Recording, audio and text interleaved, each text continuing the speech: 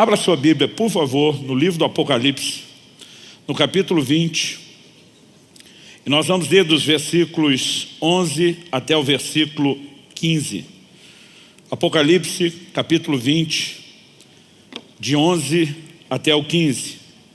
O texto sagrado diz assim: vi um grande trono branco, e aquele que está sentado nele. A terra e o céu fugiram da presença dele, e não se achou lugar para eles. Vi também os mortos, os grandes e os pequenos, que estavam em pé diante do trono.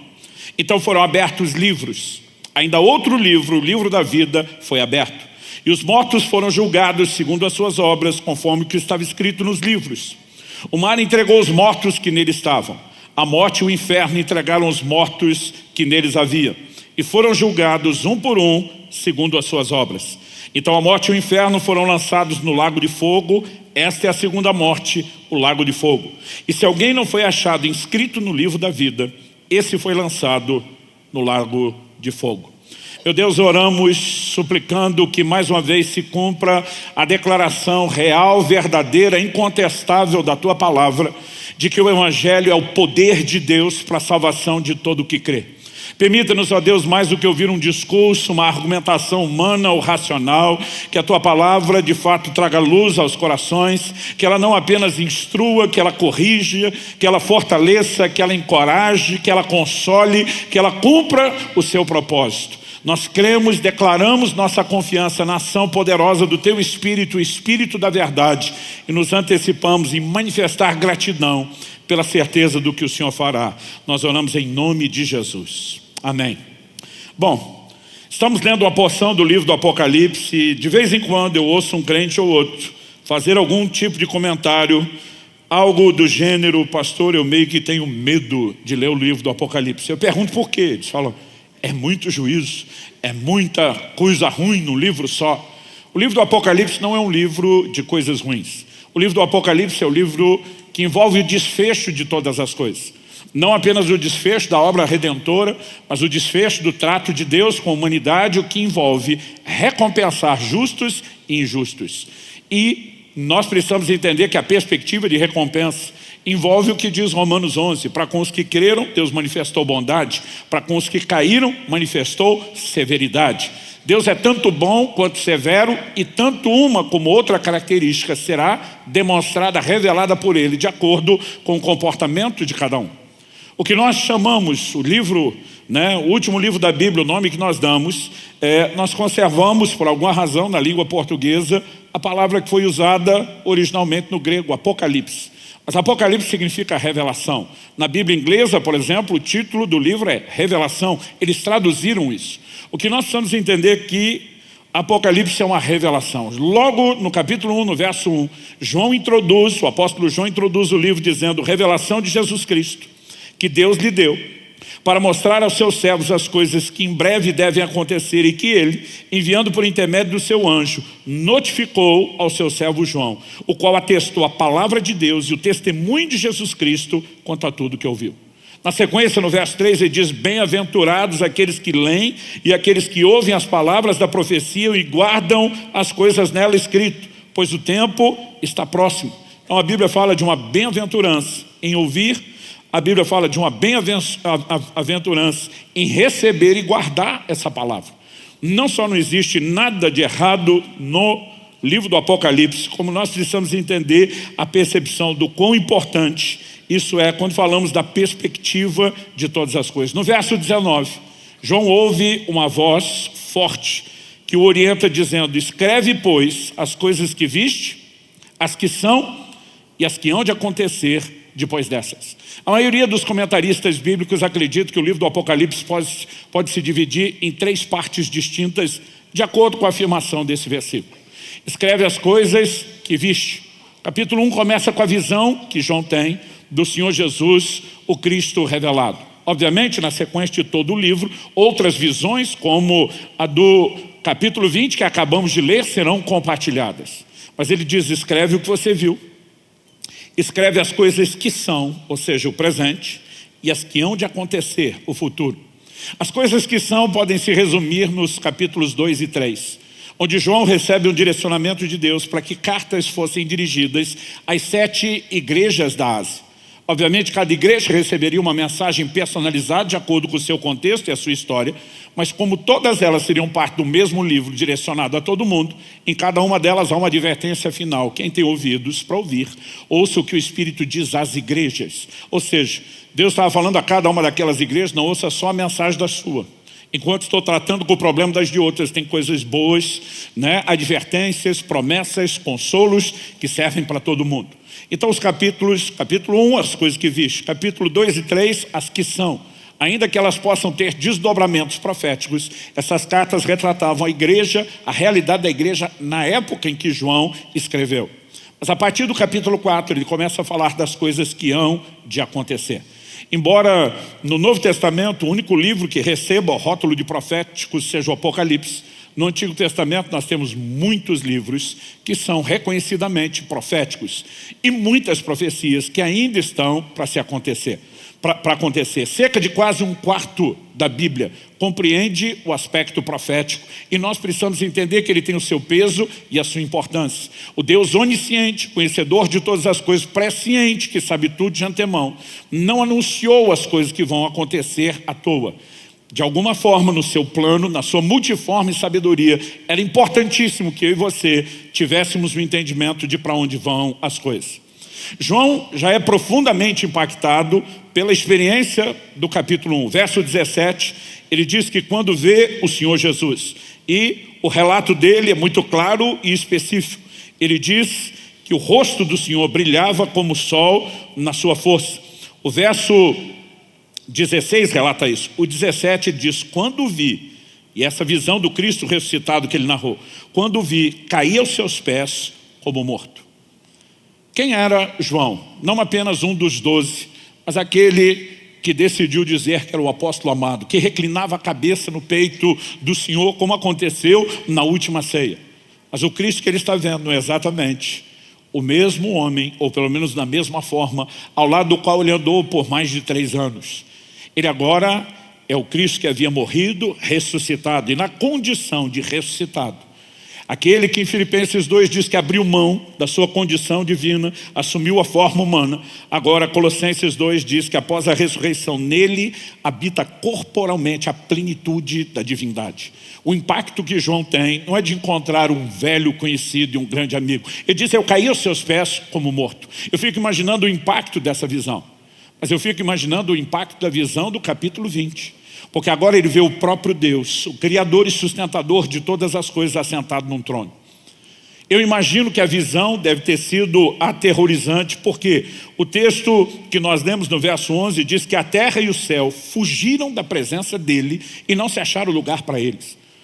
Eu fico tentando imaginar o que é João descrever o que ele viu. O céu e a terra fugiram, não podiam permanecer diante dele. E ele está sentado num trono. A ideia de um trono presume-se um julgamento. O trono era a cadeira que nenhum dos reis ou governantes sentavam para um momento de lazer ou descanso.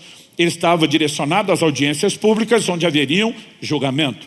Portanto, nós nos referimos a esse episódio na Bíblia como o julgamento do trono branco. Obviamente, o que está em questão é um julgamento. E os detalhes da visão que João apresenta, ainda que de forma resumida, mexem num grande escopo das principais doutrinas que nós pregamos, as chamadas doutrinas cristãs e bíblicas. Ele não só está vendo Deus que é o Criador e sustentador de todas as coisas, mas que também é o Salvador e o Redentor de toda a humanidade. Ele percebe que é apresentado diante desse trono as almas de todos aqueles que já morreram. A mensagem bíblica nos apresenta uma mensagem muito clara, que a vida se estende além do que eu e você experimentamos aqui na terra. Morte não é apresentado na Bíblia como o fim da existência, é apenas a fim da continuidade desse formato. Mas o livro de Hebreus, quando fala dos rudimentos da doutrina de Cristo, aquilo que é básico, fundamental, ele destaca 6 elementos. Ele fala do arrependimento, ele fala da fé em Deus, ele fala da imposição de mãos, né? Ele fala, à medida que ele vai descrevendo, ele chega e descreve os 2 últimos. Ele fala a ressurreição dos mortos e o juízo eterno. Então a mensagem largamente pregada desde os dias do Antigo Testamento e ainda com mais clareza e intensidade no Novo, é que os mortos ressuscitarão. E após a ressurreição haverá o quê? A retribuição. haverá juízo, haverá recompensa e cada um será julgado segundo as suas obras. Ele está assistindo tudo isso diante desse cenário. A Bíblia fala de livros sendo abertos. E, obviamente, a ideia dos livros é apresentar o registro da vida das pessoas, diante dos quais eles serão julgados. A Bíblia fala de pessoas cujo nome não estão escritos no livro da vida e que serão lançados no lago de fogo, que é chamado de a segunda morte, traduza-se, leia-se, o inferno. Ou seja, nós estamos apresentando os grandes temas da Bíblia. Ultimamente, isso não é novidade, mas vem ganhando um escopo e uma expressão maior. Vemos cada vez mais pregadores tentando adaptar a mensagem do Evangelho àquilo que eles gostariam que fosse ou que as pessoas querem ouvir. E cada vez mais vemos crescendo o que nós chamamos do universalismo. É uma tendência de negar a existência do inferno e de que no final das contas não haverá perdição, para ninguém. A Bíblia é completamente contrária a essa ideia e pensamento. A Bíblia mostra que os que não estão escritos no livro da vida serão lançados no lago de fogo. Se não há uma perdição, se não há uma condenação eterna, qual o motivo de nós pregarmos alguma salvação? Só pode existir salvação se existe perdição. Se não há perdição, é desnecessário qualquer mensagem de salvação. E eu vejo esses pregadores liberais modernos dizendo, não, eu creio em Jesus, mas não creio no inferno. Eu digo, como é que é? Quem mais falou do inferno na Bíblia foi Jesus. Como que você pode crer em Jesus e não crer no inferno? Foi ele que mais falou do inferno. Se alguma coisa do que ele falou não é verdade ou não é digna de confiança, descarta o resto. Porque não tem jeito de você ser seletivo. É tudo ou nada. Ou você pega o pacote completo, ou não adianta tentar simplesmente dizer, eu vou tentar usar alguma coisa aqui e vou ignorar a outra parte. Nós precisamos entender que João está assistindo o desfecho de todas as coisas. E aqui nós temos várias desses aspectos doutrinários combinados. Mas eu quero me concentrar na abertura dos livros. Alguém me perguntou um dia, pastor, o senhor acredita que esses livros lá no céu são literais? É o tipo de pergunta que a gente não fazia nem ouvia quando era criança. Porque a gente só conhecia um formato de livro. E quando a gente lia livro, mesmo que os livros da época de João que escreveu fossem diferentes dos de hoje, a gente nem pensava nisso. João não conhecia o formato de livro impresso que nós temos, encadernado da maneira que nós temos. Eles usavam rolos, fossem de papiro, o papel da antiguidade, pergaminho, o couro, eles usavam rolos. Se os livros tivessem na época de João o formato que tem hoje impressos, seriam lidos completamente diferente do que eu e você lemos aqui no Ocidente. Lá no Oriente eles lêem de trás para frente. A escrita é completamente diferente. Mas de alguma forma, quando era garoto, eu só imaginava um livro igual ao nosso e nunca questionei isso. Mas por causa dos registros eletrônicos, as pessoas começaram a perguntar mais. Pastor, se a gente aqui na Terra já evoluiu além desse padrão de um livro de papel, será que o registro lá no céu é assim meio obsoleto? Considerando que o céu é uma outra dimensão de um mundo espiritual, não necessariamente tangível e palpável como o nosso, eu acredito que é honesto questionar. Será que os livros são exatamente como pensamos? Ou foi apenas uma forma e uma maneira de comunicar algo que nós entenderíamos? Que haverá um registro? Talvez a gente se surpreenda com uma alta tecnologia de gravação em 3D e descubra que tudo foi filmado de todos os ângulos possíveis e imagináveis. O fato é que há registros e nós seremos julgados de acordo com esses registros. A ideia para mim não é discutir a literalidade dos livros e principalmente um no meio deles que ganha destaque. A Bíblia diz, entre eles, só ele tem nome, só ele é tratado no singular. Os demais são livros no plural. Mas a Bíblia diz, será aberto um livro, o livro. E o nome desse livro é o livro da vida. E é justamente sobre isso que eu quero falar hoje.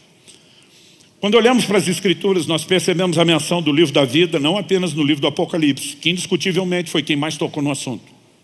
No Antigo Testamento há menções desse livro.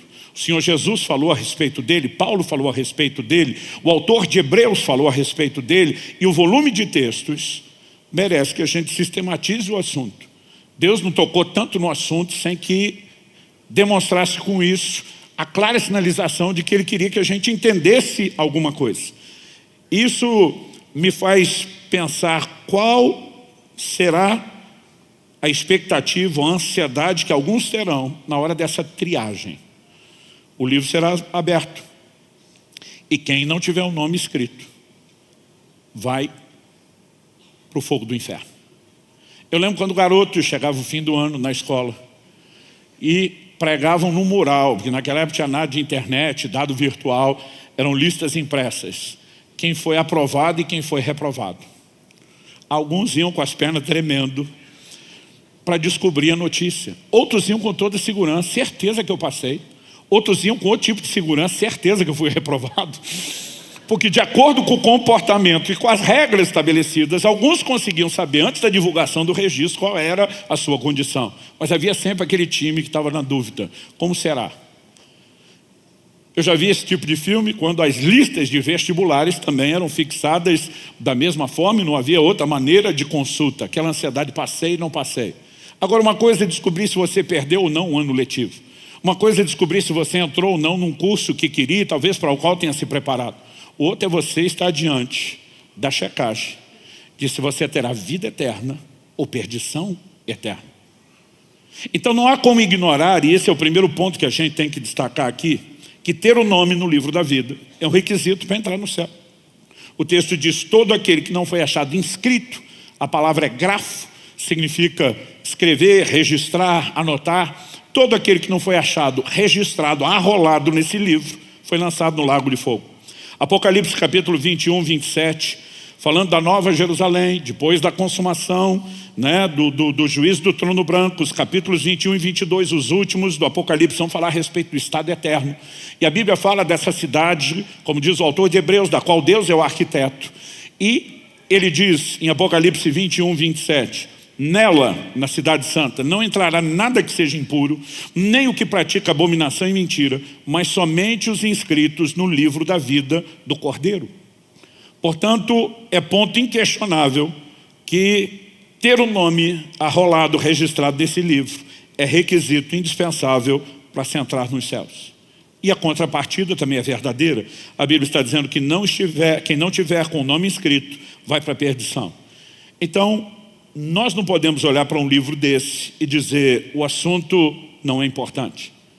E precisamos entender não só que existe um livro e que ter ou não ter o nome determina o nosso destino eterno, mas nós precisamos entender, eu já quero passar rapidinho para o segundo ponto, que nós podemos saber antecipadamente que o nome está lá. Assim como alguns alunos, antes da direção da escola divulgar a lista, já sabiam que tinham sido aprovados. E outros tinham certeza que tinham sido reprovados antes de olhar a lista, nós podemos saber se o nome está lá. E eu quero te apresentar alguns textos bíblicos que sustentam isso. Em Lucas, no capítulo 10, de 17 a 20, palavras do Senhor Jesus, ele diz, além dos 12 discípulos, Jesus envia um grupo de 70 que também cooperava com ele no ministério. Lucas é quem dá mais detalhes sobre isso. Eles são enviados com a missão de pregar o evangelho, curar os enfermos, expulsar demônios. E eles voltam para dar o relatório. O verso 17 diz, então os 70 voltaram cheios de alegria. Observe a expressão cheios de alegria. Dizendo, Senhor, em seu nome os próprios demônios se submetem a nós. Eu fico tentando imaginar o nível de empolgação deles. Baseado na minha própria experiência. Aos 15 anos de idade, expulsei o primeiro demônio. O primeiro você nunca esquece. Eu fui introduzido cedo nesse universo da libertação, fazendo evangelismo de rua, não tinha como não ter esse tipo de experiência. E você perceber, lidando com a situação, onde muita gente, alguns homens fortes inclusive, não podem segurar uma pessoa, e você vê o que é a autoridade do nome de Jesus, não tem como não empolgar com isso. Filipenses 2 diz que Deus o exaltou soberanamente e lhe deu um nome que está acima de todo nome, diante do qual se dobram todo o joelho, no céu, na terra, debaixo da terra. A autoridade do nome de Jesus é extraordinária. E quando Jesus os envia expulsar no seu nome, o que isso significa? Que ele deu uma procuração. Ele disse, vocês vão usar o meu nome, vocês vão me representar. Quando eu e você damos uma palavra de ordem, ordenando a um demônio que deixe alguém, é como se fosse o próprio Jesus falando, e eles têm que obedecer. Eu consigo imaginar o nível de empolgação. E ele forte dizendo, Jesus, a parada foi doida, insana. E eu acho que eles estão um atropelando o outro, querendo contar a experiência, como foi o fight, a briga com os demônios, o reino das trevas. E o texto de Jesus lhes disse, eu via Satanás caindo do céu como um relâmpago. Ele disse, vocês estão entrando na consciência da briga agora. Jesus está dizendo, eu estou de olho nisso faz tempo. E ele afirma, eis que eu dei a vocês autoridade para pisarem cobras e escorpiões e sobre todo o poder do inimigo, e nada, absolutamente, lhes causará dano. Jesus está dizendo, o tempo vai fechar mais ainda, vocês vão conhecer outros níveis de guerra, de batalha, e eu quero que vocês saibam que eu estou do lado de vocês, vocês estão jogando no time vencedor. Mas apesar de empolgá-los um pouco mais para o que ainda virá, o texto claramente nos mostra que Jesus encerra o assunto no verso 20, dizendo, no entanto, alegrem-se, não porque os espíritos se submetem a vocês, e sim, porque o nome de cada um de vocês está registrado no céu. Gente, o que o Senhor Jesus está falando aqui é algo extraordinário. Ele não disse que não podia se alegrar porque os demônios se sujeitam ao nome de Jesus. Ele diz mais do que ver os espíritos se submeterem.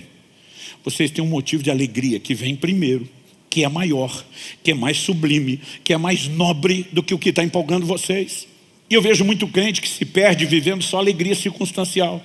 As coisas estão boas, ele está feliz, ele está empolgado. As circunstâncias não estão tão boas, ele perdeu a empolgação. Eu e você não devemos viver em função do que é terreno. Se temos uma consciência de uma redenção interna, nós temos que ser movidos por isso.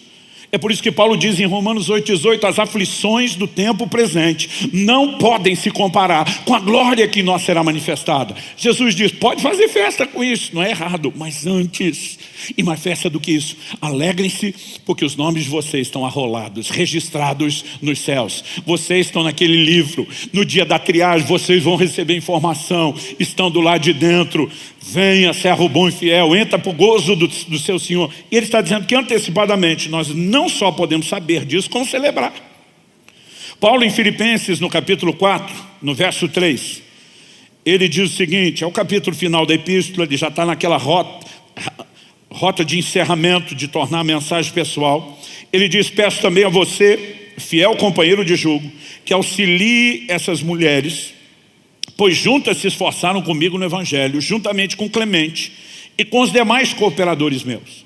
Apesar de mencionar o nome de alguns, ele para em Clemente. E ele deixa de mencionar nome de forma específica, pessoal. A lista de Romanos 16 é bem maior.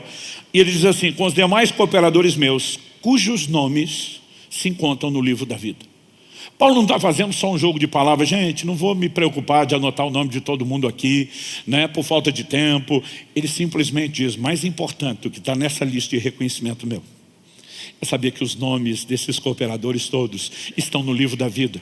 Isso nos mostra que essa mensagem era largamente pregada, ensinada, difundida, não apenas de que existe um livro, não apenas de que ter o nome lá é critério para se entrar no céu, mas de que nós podemos saber antecipadamente que o nome está lá. A carta aos Hebreus é escrita dentro de uma linha de pensamento muito clara. Provar que o sacerdócio de Cristo da nova aliança é superior ao sacerdócio levítico da antiga. Mostrar que Cristo, o promotor da graça, está acima de Moisés, que promoveu a lei. No capítulo 3 a Bíblia diz, Moisés foi fiel sobre a casa de Deus como servo, Cristo como filho. O tempo todo esse destaque é feito. Então chega no capítulo 12. E dos versos 18 a 21 ele diz, vocês não chegaram ao Monte Sinai. Toda a ilustração que ele dá, ele diz, não tem chegado ao monte em trevas, né, ao som de relâmpagos. Ele está descrevendo o que você encontra na manifestação de Deus no Monte Sinai para aquela geração que saiu do Egito e está caminhando rumo à terra prometida.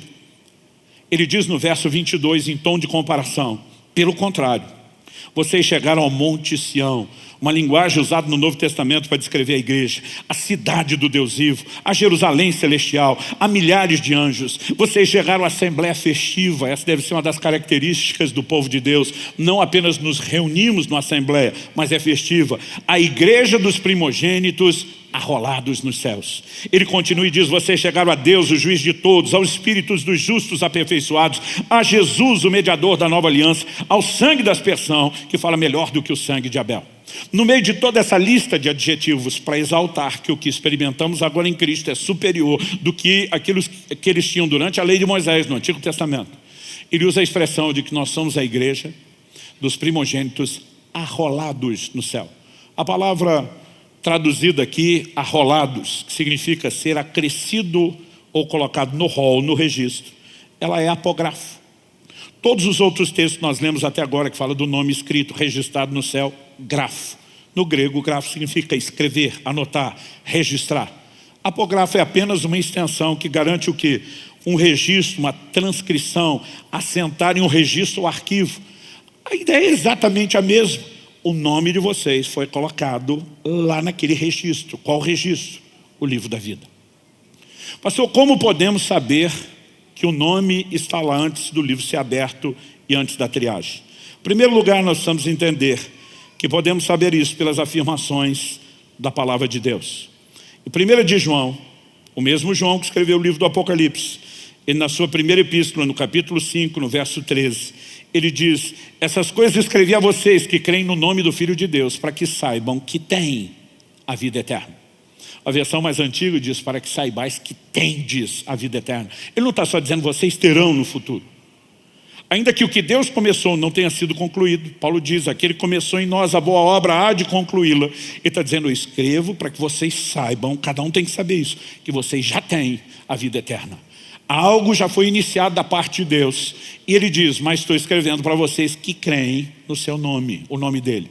Ou seja, se você entender o processo relatado na Bíblia, na Escritura, e está correspondendo com ele, e o entendimento desse processo é amplo, ele envolve o quê? Em primeiro lugar, Cristo pregou o quê? Arrependimento e depois a fé. Arrependei-vos e crede no Evangelho. Por que toda a história começa com arrependimento? Na proclamação do Evangelho. Nos próprios rudimentos da doutrina de Cristo, em Hebreus 6, o arrependimento, vem antes, o arrependimento de obras mortas vem antes da fé em Deus. Nós precisamos entender que o arrependimento é o reconhecimento da nossa condição de pecadores e da nossa incapacidade de reverter o nosso quadro. É um lamento pela nossa situação, não apenas pelo destino eterno, mas pela separação que gera. E quando entramos nessa consciência, qual é o remédio? Usar a fé para acessar a solução que Deus ofereceu e que nós não podemos alcançar por nós mesmos. Então, basicamente, quando ele está dizendo a vocês que creem no nome do Filho de Deus, ele está dizendo: entendeu o processo? Está andando nas Escrituras de acordo com o que Deus falou? Mesmo antes da triagem final, onde vai se abrir o livro, a semelhança dos amigos lá da escola, que já chegava na frente do mural dizendo: eu sei que eu passei de ano. Em você, porque conhecemos o processo. Alguns sabiam, eu não faltei o suficiente para bombar em nenhuma matéria. Eu mantive o nível das provas, dos trabalhos entregues dentro das médias. Eu estou dentro do processo. Eu não preciso ter uma surpresa com a revelação de se eu fui ou não aprovado, porque eu conheço o processo e me adequei a ele. Quando eu e você olhamos para as Escrituras, sabemos que por meio delas podemos ter esse entendimento. Outro dia alguém falou: pastor, mas isso é um entendimento meio generalizado, que serve para todo mundo. Eu falei: é generalizado, mas inclui eu e você. Ele falou: mas não dá para ter um personalizado? Eu falei: também tem um. Qual é o personalizado? Romanos 8,16 diz que o Espírito testifica com o nosso espírito que nós somos filhos de Deus. Podemos saber pelo testemunho das Escrituras, que é a base de toda a nossa fé, mas podemos saber também pelo testemunho pessoal, individual e interior do Espírito Santo que somos salvos. E por que Deus quer que a gente saiba tanto pelas Escrituras como pelo testemunho do Espírito Santo? Porque Ele quer gerar em nós uma certeza, uma reação correta, positiva, um entendimento de uma salvação que está em operação nas nossas vidas. Mas o que eu e você precisamos entender é que a mesma Bíblia que nos apresenta a ideia de um livro, que é um requisito ter um nome lá para entrar nos céus, que nos mostra que a gente pode saber antecipadamente que o nome pode estar no livro, e nos mostra que podemos ter essa experiência de entendimento antes de chegar lá. O testemunho do Espírito Santo é algo extraordinário. Eu me lembro que aos 15 anos de idade, alguém um dia me pergunta: você tem certeza da sua salvação? Eu falei: tenho. Ele falou: se morresse agora, você ia para o céu? Eu falei: ia. Ele falou: se você saísse agora da igreja, porta fora. Ele foi bem dramático. O caminhão, a carreta, a jamanta carregada te atropelasse, se fizesse picadinho de você, você ia para o céu? Eu falei: na hora. Ele falou: como é que você sabe? Ele falou: alguma vez Jesus já te apareceu pessoalmente dando joinha, dizer: eu te garanti com o meu sangue e tu está dentro? Eu falei: nunca. Ele falou: algum anjo te apareceu? Mostrou uma cópia autenticada do livro da vida, diz: o número de protocolo tal, apresenta na entrada. Eu falei: também não. Ele falou: você pelo menos já viu o céu para onde vai? Eu falei: também nunca. Ele falou: você nunca viu nada? Eu falei: nada. Ele falou: mas ouviu alguma coisa? Eu falei: tipo o quê? Não sei, uma voz de trombeta anunciando seu nome, dizendo que você está rolado nos céus. Eu falei: também não. Ele falou: você nunca ouviu coisa nenhuma? Eu falei: não vi, não ouvi. Ele olhou para mim e falou: então como é que você sabe que é salvo? E a minha resposta, na simplicidade dos meus 15 anos, foi: eu sei, porque sei, porque sei. E se hoje eu voltasse lá, eu diria, como é que eu sei? Não sei, só sei que eu sei. Porque eu sabia que eu sabia que eu sabia. Eu só não sabia como é que eu sabia. Mas que eu sabia, eu sabia. Era muito sabeção, sabimento. Por que ele me fez essa pergunta? E eu imagino que ele esperava essa resposta. Ele queria me ensinar sobre a orientação do Espírito Santo. E naquele dia ele falou, eu quero te apresentar pela Bíblia qual é a fonte da sua sapiência. Foi o dia que eu aprendi que não existe sabeção nem sabimento. É sapiência. Parece até que a gente é estudado. Eu fico repetindo até mais do que preciso, porque eu acho bonito. Sapiência. Ele diz, Romanos 8,16, diz, o Espírito testifica com o nosso Espírito que nós somos filhos de Deus. E diz, essa coisa dentro de você, essa certeza que você nem sabe como sabe, a gente chama de testemunho interior. Porque o verbo testificar é testemunhar. Então o Espírito testemunha com o nosso Espírito que nós somos filhos de Deus. Eu falei, é por isso que eu sei muito. Ele falou, é por isso que você sabe muito. E nesse dia ele usa esse gancho para dizer, se Deus decidiu falar com você sobre certeza e salvação, não por meio de uma visão, não por meio de ouvir uma voz, mas por meio de um testemunho interior. A pergunta que ele me fez, por que é que você acha que o Espírito Santo não pode te guiar do mesmo processo, através do mesmo processo em outras coisas? Mas naquele dia eu descobri como é que eu sabia. E se você não tem certeza da sua salvação, esse não é um assunto para brincar. É coisa para se resolver depressa, tipo hoje ainda. E no final nós vamos voltar a falar sobre isso. Mas nós podemos ter a certeza. No entanto, quando a gente olha para o ensino bíblico, há algumas coisas ligadas ao assunto do livro da vida que nós não podemos ignorar. Por quê? Todas as informações vão nos ajudando a construir uma visão completa, abrangente, e elas precisam ser todas trazidas para a mesa. Em Apocalipse, no capítulo 3, nos versículos 4 e 5, palavras do Senhor Jesus, dirigidas ao anjo da igreja de Sardes, ou a igreja de Sardes, uma das 7 igrejas da Ásia, que nós temos o registro no Apocalipse, o próprio Jesus falando. Nós lemos o seguinte, versos 4 e 5 de Apocalipse 3. Mas você tem aí em Sardes umas poucas pessoas, detalhe para poucas pessoas. Nós sabemos qual era o tamanho da igreja, mas o grupo que Jesus vai se referir agora é um grupo pequeno. Você tem aí em Sardes umas poucas pessoas que não contaminaram as suas vestes. Ele diz, elas andarão comigo, vestidas de branco, pois são dignas. Umas poucas pessoas, significa que a maioria já tinha esculhambado a forma como estava vivendo a vida cristã. Mas ele diz, tem um grupo, tem uma resistência aí dentro. Tem um time que está jogando direitinho. Ele diz, são dignas e vão andar comigo vestidas de branco. E a ideia do vestido de branco não é uma seleção de cor, é justamente comunicar a ideia de pureza. Então ele entra e diz no verso 5, o que é a forma como terminam todas as 7 cartas às igrejas da Ásia. O vencedor. Algumas dizem, ao que vencer. E aí ele sempre oferece uma recompensa àqueles que se posicionam com fidelidade, né? Andam de acordo com o processo estabelecido. Ele diz, o vencedor será assim vestido de branco. Mas ele emenda, e de modo nenhum apagarei o seu nome do livro da vida. Pelo contrário, confessarei o seu nome diante de meu Pai e diante dos seus anjos. Quando Jesus faz essa promessa de o que vencer será vestido de branco, ele não está falando para todo mundo. Ele está dizendo quem se conservar dentro do processo, quem se posicionar com fidelidade, quem não se dobrar no meio do caminho, quem não abortar o processo vai ser honrado. Como vai ser honrado? Ele diz, primeiro vão andar comigo vestido de branco. Segundo, ou pulando o segundo direto para o terceiro, ele diz, eu vou confessar o seu nome diante de meu Pai. Jesus não está falando isso a primeira vez. Em Mateus capítulo 10, se não me engano, versos 28 e 29, nós temos o registro desse ensino público de Jesus. Ele diz, todo aquele que me confessar diante dos homens, eu também o confessarei diante do meu Pai e dos anjos que estão nos céus. Mas ele diz, todo aquele que me negar diante dos homens, eu também o negarei diante do meu Pai e dos anjos que estão nos céus. O Senhor está dizendo, sua decisão, seu comportamento e atitude será espelhada lá no céu. Se você me confessa, eu também te confesso. Se você me nega, eu te nego. Isso tem feito com que muitos imaginem, e eu durante muito tempo, parte desse time, que confessar Jesus era só aquele momento inicial da confissão. Porque muitas vezes eu vi os pregadores chamando as pessoas para o apelo, dizendo, tem que vir, tem que ser em público. Porque Jesus disse, se me confessar, eu pensava, é só ali. Nesse momento nós estamos fazendo uma confissão pública sim, mas não é única. O batismo nas águas, que virá na sequência, é um testemunho público da nossa fé. Jesus está dizendo que a forma como eles viviam a vida cristã era uma confissão. Ele está dizendo, baseado nesse estilo de vida, eu te confesso ou não diante do Pai. Então, dentro dessa ideia, o que vencer será vestido de vestes brancas. Vou confessar o seu nome. São recompensas que ele está prometendo. Ele diz no meio, e de modo nenhum apagarei o seu nome do livro da vida. Nós já sabemos que existe um livro, que ter o nome escrito no livro é requisito para entrar no céu, significa que em algum momento o nome é escrito. Mas agora Jesus está falando, eu garanto que se você for fiel, eu não apago.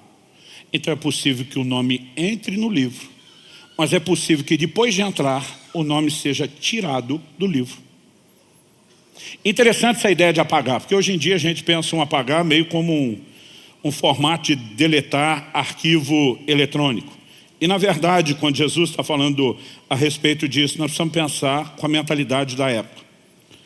Bom, bem depois daquela época, quando eu ainda era garoto, criança estudando na escola, eu lembro que a gente normalmente escrevia com lápis no caderno de papel, porque se errasse, podia apagar com a borracha.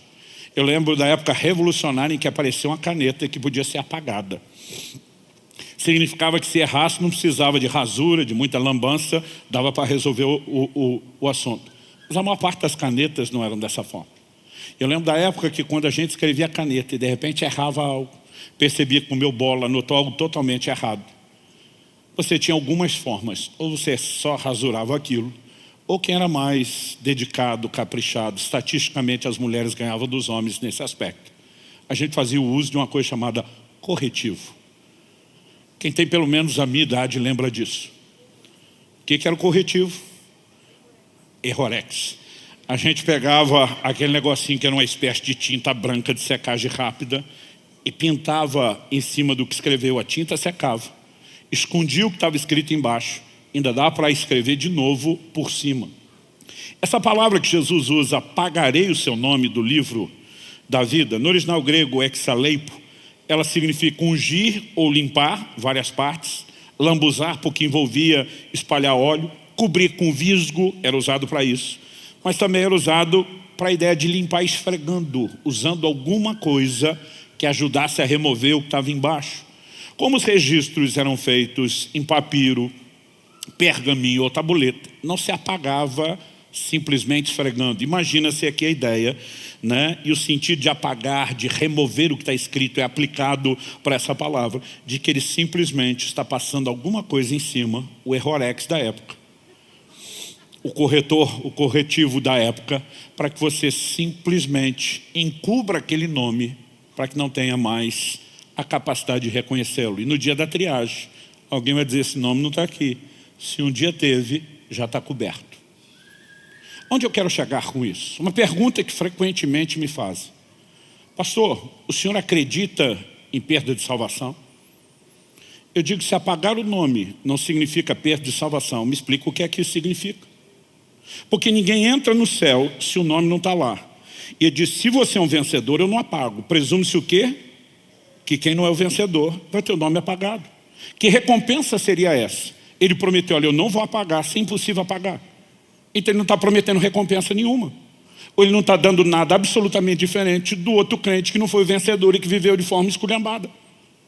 Agora, se existe o risco de apagar, significa que a garantia de entrada, nós não estamos falando do nome não ter sido escrito. Nós estamos falando do nome que foi escrito ser apagado. Porque nós temos grupos que têm ideias e entendimentos teológicos diferentes. Eu lido com pessoas extraordinárias, homens, mulheres de Deus, que abençoam, enriquecem a minha vida, e que em alguns aspectos pensam diferente. E a gente consegue transitar, ter comunhão, liberdade no meio dessas diferenças. Eu gosto muito de uma frase, ela foi muito usada pelos morávios, mas quem popularizou ela foi John Wesley. Às vezes até atribuem a John Wesley, mas ela é dos morávios. Ele dizia, nas coisas essenciais, nós temos que ter unidade. Não dá para ter relacionamento com quem, naquilo que é básico, não crê nas mesmas coisas. Se alguém está pregando uma salvação que não é pelo meio do sacrifício expiatório de Cristo, não dá para ter comunhão. É uma ordenança da própria Escritura. O apóstolo João escreve, diz: se alguém vem ter convosco e não traz a doutrina de Cristo, não saudais, nem tampouco recebais em casa. Agora, eles diziam nas coisas essenciais, unidade. Eles destacavam nas coisas secundárias, tolerância. Existe diversidade de pensamentos em detalhes que muitas vezes não estão comprometendo a doutrina principal. Então a gente tem a tolerância. E eles terminavam dizendo: em tudo, o amor. Então, obviamente, eu tenho contato com pessoas que creem de forma diferente. Tem pessoas que são convidadas para ministrar na nossa igreja e que em alguns assuntos secundários a gente pensa diferente. Às vezes não se fala no assunto, às vezes se conversa antes. Há um protocolo que a liberdade permite. Às vezes, quando eu estou trazendo alguém, quando alguém está me chamando, vamos evitar essa área de discussão, e a gente diz: legal. Durante muito tempo que o nosso ministério acaba tocando não só a igreja local, às vezes nós temos mais gente assistindo, né, as ministrações pela internet do que nós temos de público aqui, apesar de ter um bom público nos cultos de domingo. Isso muitas vezes me faz, às vezes, evitar alguns assuntos. Mas em nome da ética, de não querer ser desrespeitoso com quem crê diferente, às vezes eu percebo que o nosso povo está ouvindo pela internet os assuntos secundários dos quais a gente diverge e não está ouvindo dentro de casa aquilo que a gente acredita. Então, talvez vocês tenham percebido que nos últimos anos sempre existe um pouquinho mais de doutrina e de dose teológica no meio do assunto, das pregações. De vez em quando um sai e fala: pastor, muito legal esse negócio, quando eu entender acho que vai ser bem legal. O tempo não permite a gente discutir isso da forma como deveria, e nem a maturidade do auditório, porque a gente tem aqui, não é nem só o tempo de vida cristã, né? Nós temos gente que já tem um nível de entendimento e outros que ainda estão começando. Paulo faz uma distinção, diz que o alimento sólido é para os adultos, o leite é para as crianças. Então esse tipo de reunião, diferente de uma escola bíblica, não permite que a gente vá fundo na doutrina. Mas algumas coisas elas precisam ir sendo apresentadas, ainda que pouco a pouco, ainda que a gente corra o risco, né? Porque de vez em quando tem aquela turma do React, falou isso, mas não deu argumento para aquilo. E dá vontade de dizer: alô, nós não estamos discutindo o assunto em nível profundo. A ideia é fazer um comentário sobre o que Jesus falou. De modo nenhum apagaria o seu nome. Então, é possível que o nome seja apagado. Outro dia alguém falou: mas é um versículo só falando disso. Eu digo: como é que é? Você quer dizer que em um versículo, em um momento, Jesus cometeu um lapso, e aberto e deliberadamente ele falou uma coisa que não é verdade? Não há outra forma de você entender isso que não seja: de modo nenhum apagaria o seu nome. Mas a verdade é que não é o único versículo. No Antigo Testamento nós temos pelo menos duas menções. Isaías 69, no Salmo 69, 28, nós lemos: sejam riscados do livro dos vivos e não sejam incluídos na lista dos justos. Vi um argumento de alguém que pensa diferente, que não acredita que o nome pode ser apagado. Falou: não, esse Salmo 69, riscado da lista dos vivos, é tipo assim, não está mais vivo, morreu, é quase uma certidão de óbito. Eu falei: como é que é? O texto continua e diz de maneira clara: não seja incluído na lista dos justos. Está tentando falar de quem é justo diante de Deus, não é do vivo se está respirando ou não está respirando. E não é o único texto. Em Êxodo, no capítulo 32, Moisés, depois que o povo descamba para aquela idolatria, adoração ao bezerro de ouro, ele está intercedendo diante de Deus, porque Deus diz: deixa eu acabar com a raça desse povo, de você eu faço uma nação maior para cumprir a promessa que eu fiz a Abraão. E Moisés entra na intercessão. Intercessão é algo extraordinário. Mas ele diz para Deus assim, versos 31 a 33, vezes 32. Moisés voltou ao Senhor e disse: o povo cometeu grande pecado. Ele está dizendo: Deus, foi mal, foi feio, foi vergonhoso. O povo cometeu grande pecado, fazendo para si Deus de ouro. Agora, pois, perdoa-lhe o pecado, ou se não, peço-te que me risques do livro que escreveste.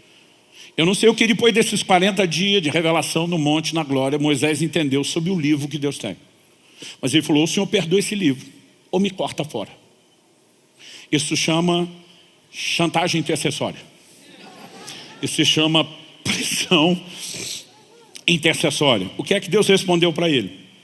O Senhor responde para ele. E o texto também é muito claro a respeito disso. Então o Senhor disse a Moisés: riscarei do meu livro todo aquele que pecar contra mim. E Deus está dizendo: eu tenho um livro. As pessoas podem ser riscadas do livro, mas não vou te riscar porque você está me ameaçando ou tentando me obrigar a perdoar o povo. Quem eu risco é quem peca contra mim. Quem está entendendo? Então isso é inquestionável. Por que eu estou dizendo isso? Se existe o entendimento de que Deus escreve e Deus risca, a pergunta é quando é que ele faz isso?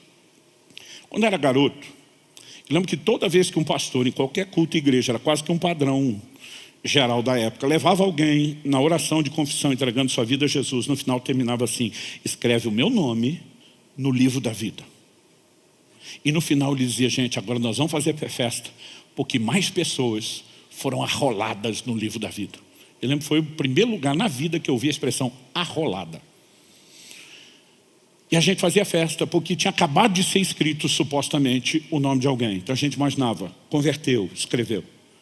Mas depois Jesus diz: eu vou riscar. A gente pensava, esculhambou, desviou, riscou fora. Reconciliou, escreve de novo. Chutou o balde de novo, risca mais uma vez. Voltou, aleluia, escreve de novo. Porque a gente imagina um Deus reativo, imediatista, fazendo tudo de acordo com os meus e os seus movimentos. Aqui nós precisamos entender algo maior. Não dá para falar de soterologia, que é a doutrina de salvação, que a gente discute na teologia, sem reconhecer um dos atributos que a Bíblia enfatiza promovendo a grandeza de Deus, que não é só a onisciência. Oni significa todo, ciência é conhecimento, Deus é conhecedor de todas as coisas. Mas a Bíblia também enfatiza a presciência de Deus, sua capacidade de conhecer todas as coisas antecipadamente. Por que eu estou introduzindo o assunto aqui? Não dá para a gente discutir salvação sem mexer nesse assunto. Porque quando eu falo sobre ter gente que o nome foi riscado, isso vai de encontro com a pregação de outros grupos que pensam um pouquinho diferente da gente em detalhes secundários.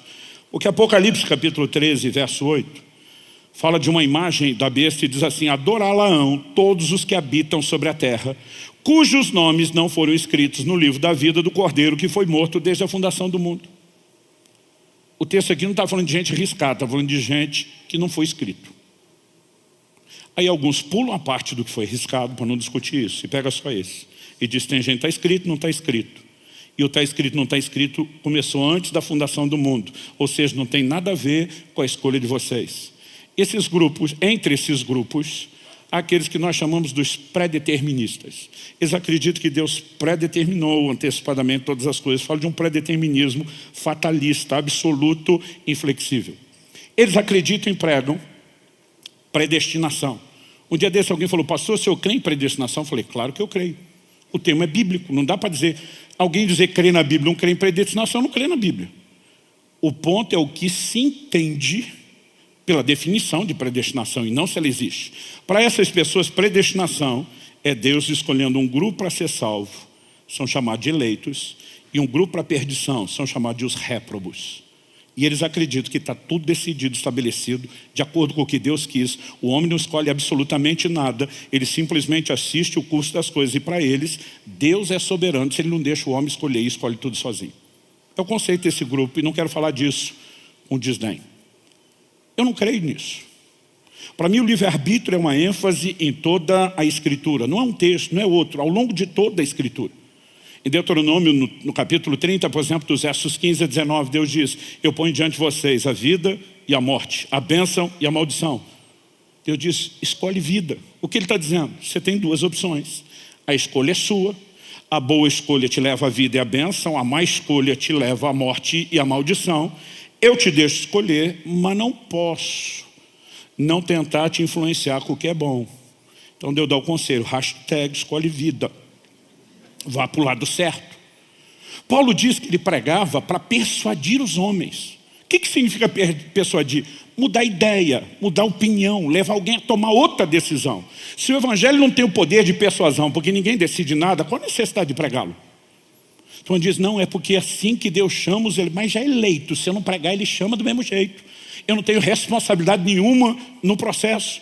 Nós não estamos interferindo em absolutamente nada. E quando eu olho para a Escritura, eu digo: eu acho difícil, por diversos motivos, de manter essa ideia e o pensamento. Mas para esse grupo, sempre essa ideia de pessoas que o nome não estão escritos no livro da vida do Cordeiro, tem dado munição para muita discussão. Outro dia um falou para mim: pastor, será que esse texto não está assim meio traduzido errado, fora do contexto? Eu falei: pula para Apocalipse 17:8. De Apocalipse 13:8 para 17:8. O texto termina dizendo assim: aqueles que habitam sobre a terra, cujos nomes não foram escritos no livro da vida desde a fundação do mundo. Nós temos um segundo texto relacionado ao livro da vida e está falando isso. Por que eu estou mexendo no assunto? Eu, particularmente, vou tentar te ajudar a entender onde estamos levando e tentando montar o quebra-cabeça. A versão que eu estou usando e utilizando aqui, ela simplesmente, a Nova Almeida, apresenta, assim como várias traduções modernas, elas apresentam a tradução como não foram escritos. Quando você lê isso, diz nunca esteve lá. E nós estamos trabalhando a ideia de que o nome esteve lá, pode ser riscado. Todo mundo está acompanhando isso? Então vamos lá. O que você tem no original grego é não grafo. A grafia, a anotação, o registro não está lá. O texto não está dizendo que nunca foi escrito. Está dizendo que o registro não está presente. Ou seja, algo que foi escrito pode ter sido removido e a ausência de registro vai continuar lá. Não porque Deus nunca quis colocar.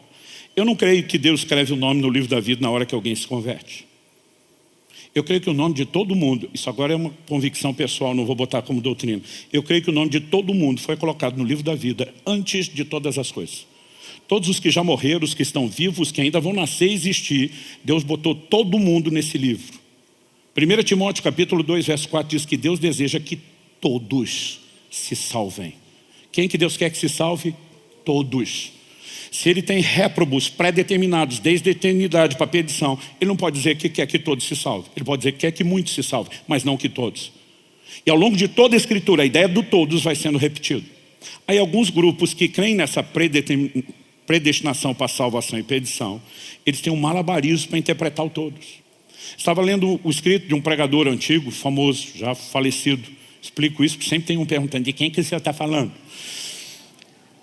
Eu estava lendo esse material, camarada abençoadíssimo como pregador, mas nesse detalhe ele cria nessa forma. Ele fazia um malabarismo exegético para tentar explicar que todos não é todos. Eu ficava dizendo, peraí, ele quer dizer que todos não significa todos no final das contas? E a volta era isso, toda Jerusalém saiu a ouvir Jesus. Quer dizer que foi todo mundo? Não necessariamente, pode ser que signifique só a maioria, relativizando todo.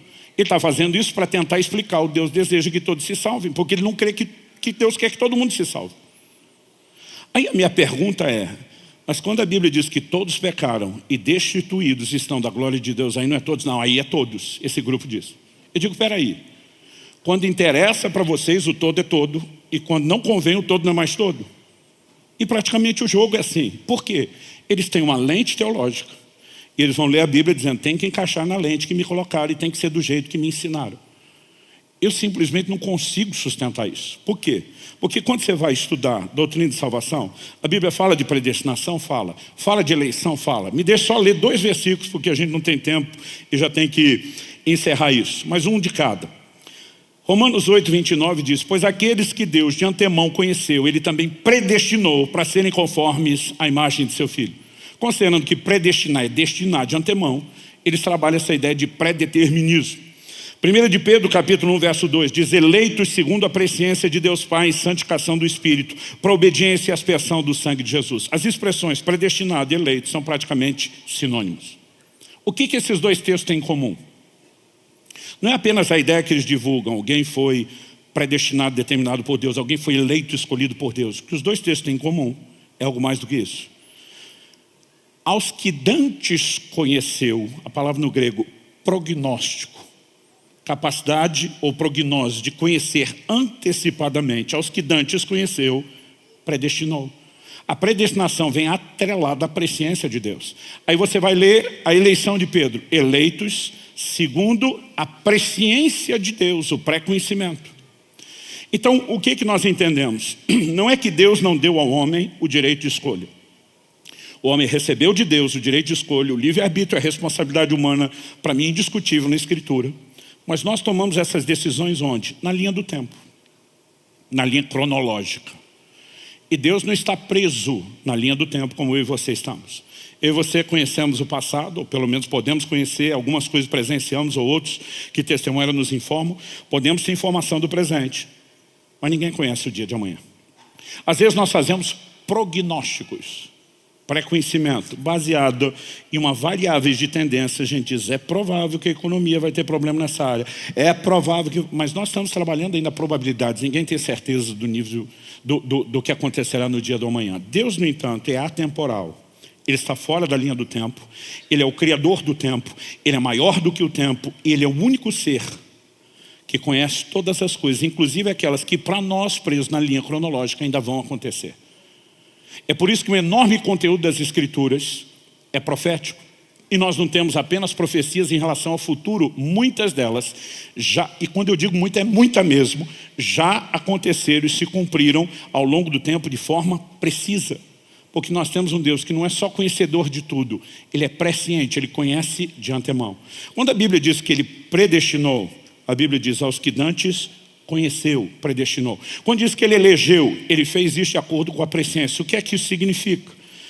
Que o Deus que sabe que eu e você tomaremos decisões, Ele não precisa esperar a linha cronológica do tempo para fazer alguma coisa em relação à decisão que nós tomamos.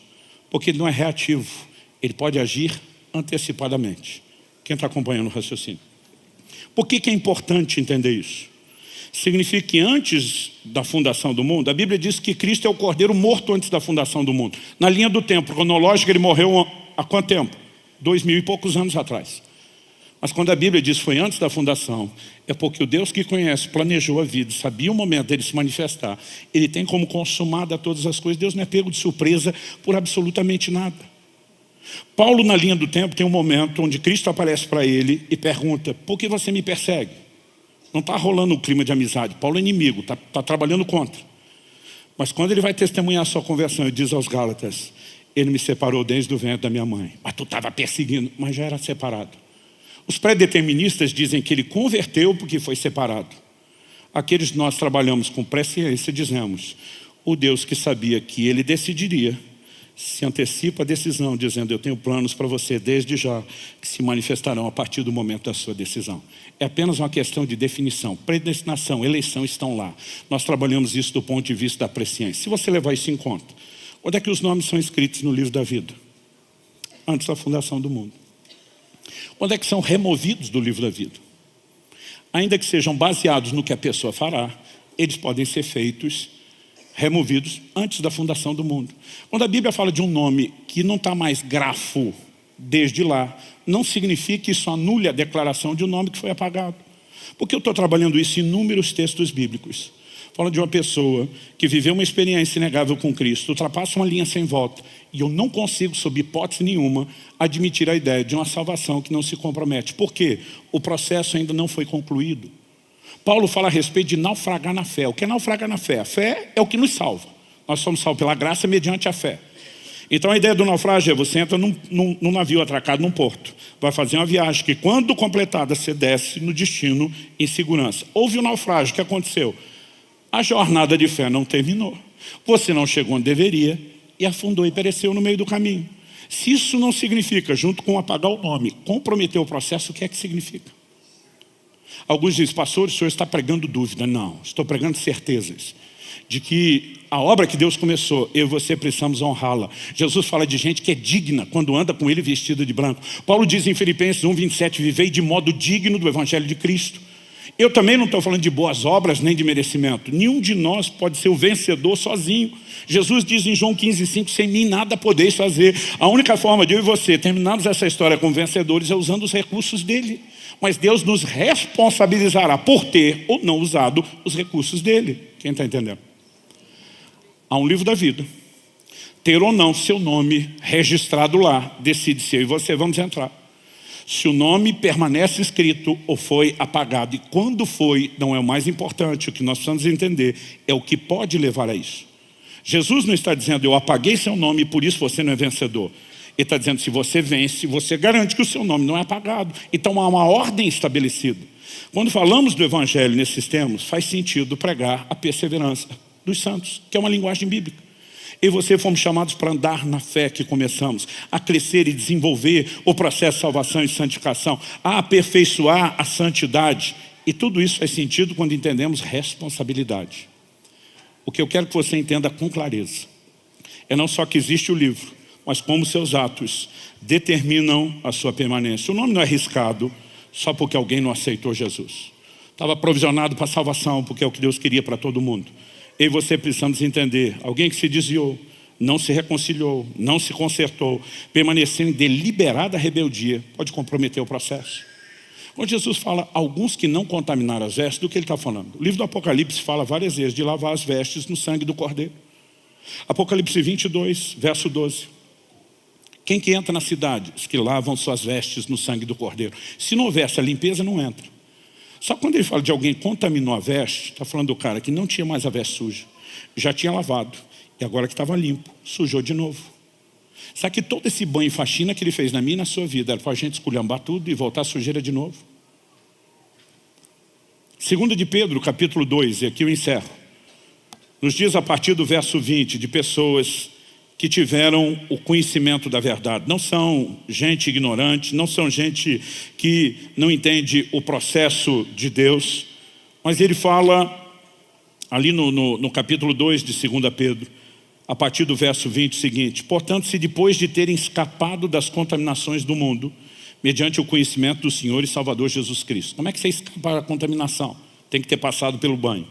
Se deixam enredar de novo, porque eram enredados antes, e são vencidos, em vez de serem vencedores, o seu último estado se tornou pior do que o primeiro. Pois teria sido melhor que eles nunca tivessem conhecido o caminho da justiça, do que após conhecê-lo, voltar atrás e se afastar do santo mandamento que lhes havia sido dado. Para voltar atrás, tem que ter dado o passo à frente. Para afastar do santo mandamento, tem que ter primeiro aproximado.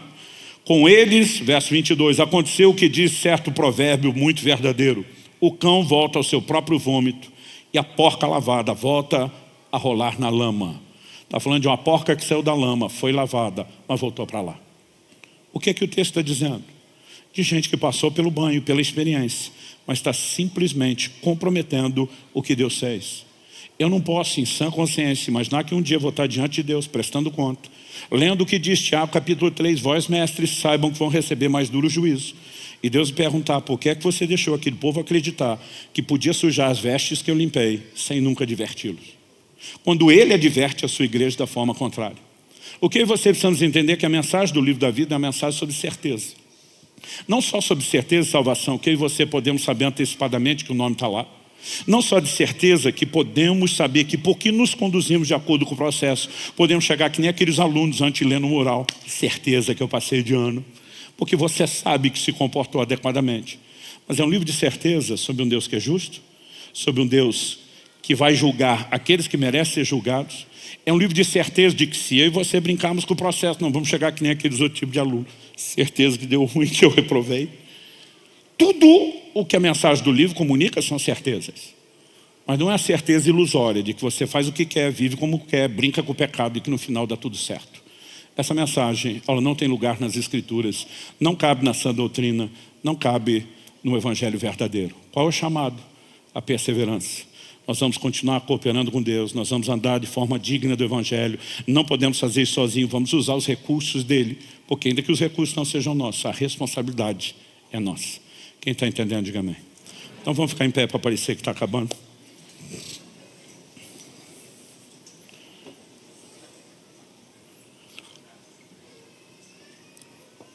Eu não quero terminar sem fazer duas coisas. Em primeiro lugar, eu quero que você possa ter um tempo de oração.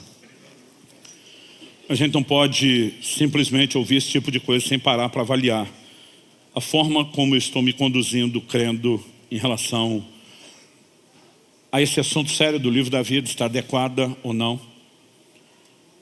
Mas eu também gostaria que, além de que nós pudéssemos avaliar nossa vida e orar, que a gente pudesse terminar dando uma oportunidade para 3 grupos distintos de pessoas. Normalmente nós fazemos um apelo e um convite a 2 grupos.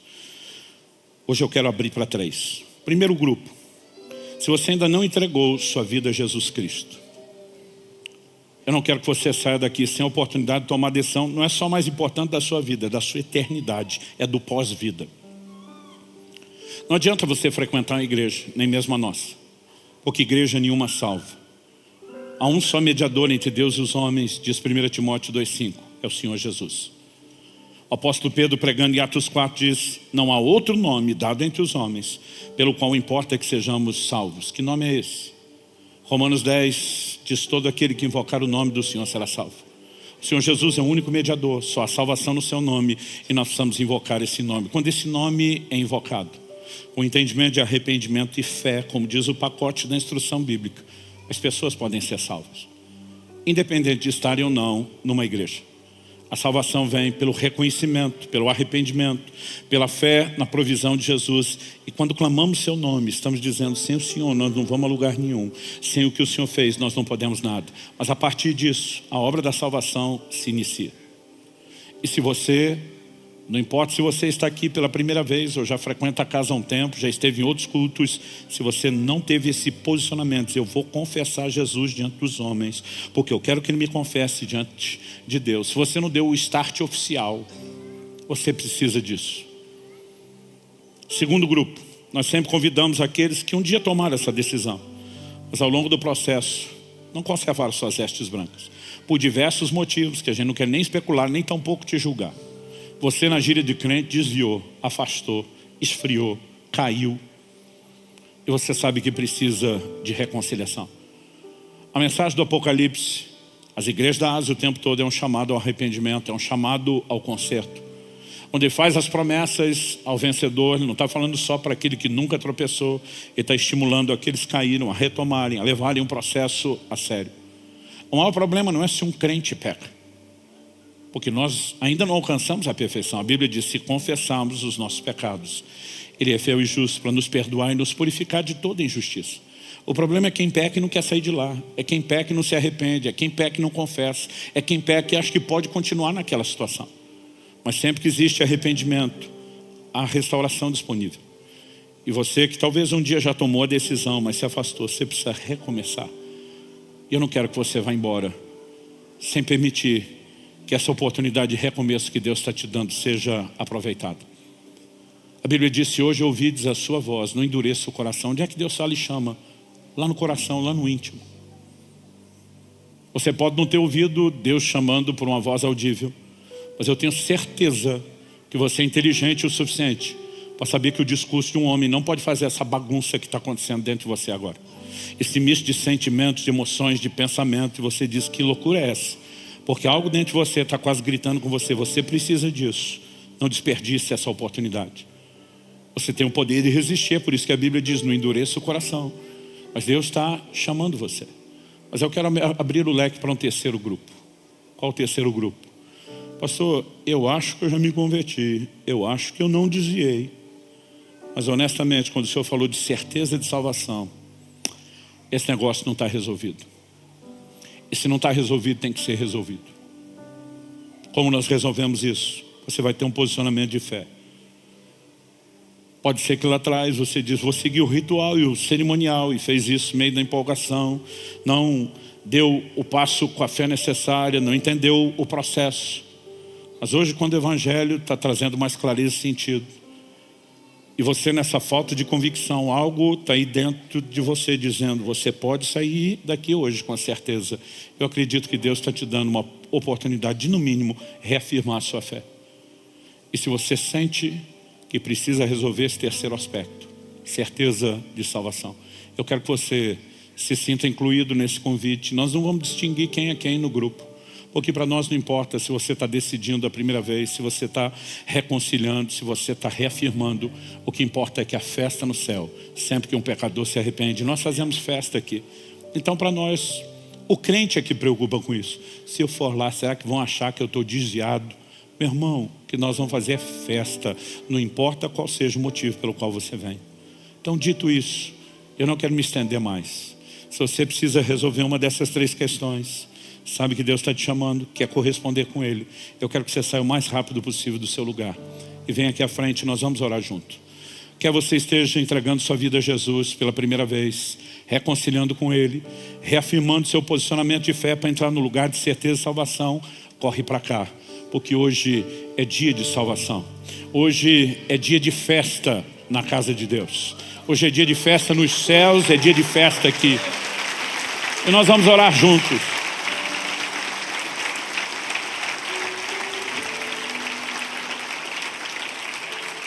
Às vezes alguns relatos, pastor, eu estou aqui num misto, eu não consigo achar que eu estou tão nesse estado, mas algo dentro de mim está quase me empurrando. Obedece, não tenta entender. Simplesmente atenda o chamado.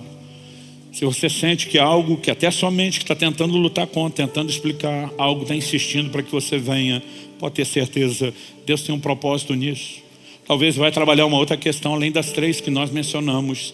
E o mais importante não é entender o que está acontecendo ou qual é a sua qualificação no apelo. É que você possa caminhar com a certeza: o meu nome está nesse livro. E o dia final da triagem só vai confirmar uma certeza que eu cultivei antes.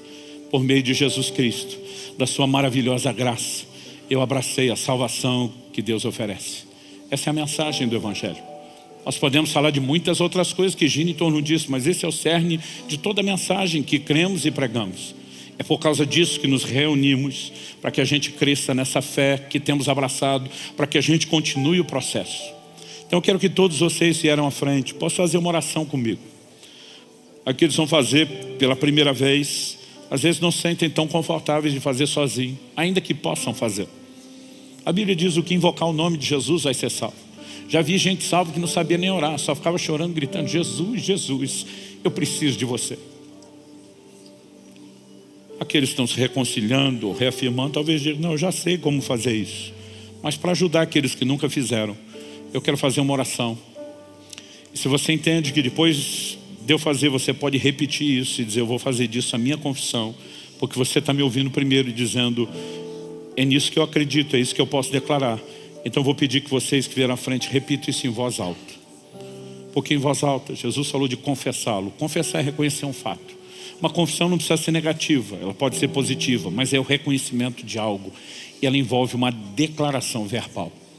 Então, por gentileza, cada um de vocês que veio à frente, diga comigo: Senhor Jesus, eu reconheço a minha condição de pecador e a minha incapacidade de mudar essa condição por mim mesmo.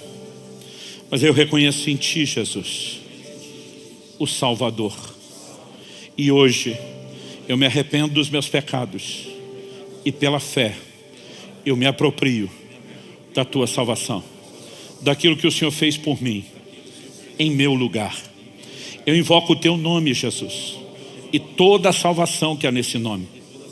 E eu declaro que a partir de hoje é um novo começo. Eu declaro pela fé que estou salvo. Renuncio todo o envolvimento com o pecado e o reino das trevas. E eu declaro que hoje me submeto à Tua autoridade, Jesus, ao Teu governo, ao Teu senhorio. Eu declaro que a partir de hoje minha vida Te pertence e eu vou andar nos Teus caminhos. Eu declaro isso no nome de Jesus. Eu quero fazer uma oração por você que já fez a sua. Espírito Santo de Deus, envolve o coração e a vida de cada um deles agora. Eu oro que muito mais do que uma experiência emocional, muito mais do que apenas um momento de questionamento, argumentação mental, haja o selo sobrenatural, a manifestação do Teu poder, porque isso é o Evangelho, o poder de Deus para a salvação de todo o que crê. Nós oramos que a mão do Senhor se estenda, nós oramos que a graça do Senhor os envolva de uma forma especial, na autoridade do nome de Jesus Cristo. Eu declaro quebrado toda forma de cadeias e amarras espirituais. Declaramos essas vidas hoje libertas pelo nome e o sangue de Jesus Cristo. Declaramos se tornem verdadeiras nas suas vidas hoje as palavras de nosso Senhor Jesus: perdoados são os seus pecados. Falamos não apenas recomeço, mas os abençoamos para essa caminhada. Oramos que o Teu Espírito não apenas os guarde, mas os conduza, e declaramos em nome de Jesus uma caminhada ao seu lado abençoada com os recursos do céu, em nome de Jesus e para a glória de Deus. Se você crê e concorda, diga amém. Quero que cada um de vocês dê ao Senhor um forte aplauso pela decisão de cada um deles.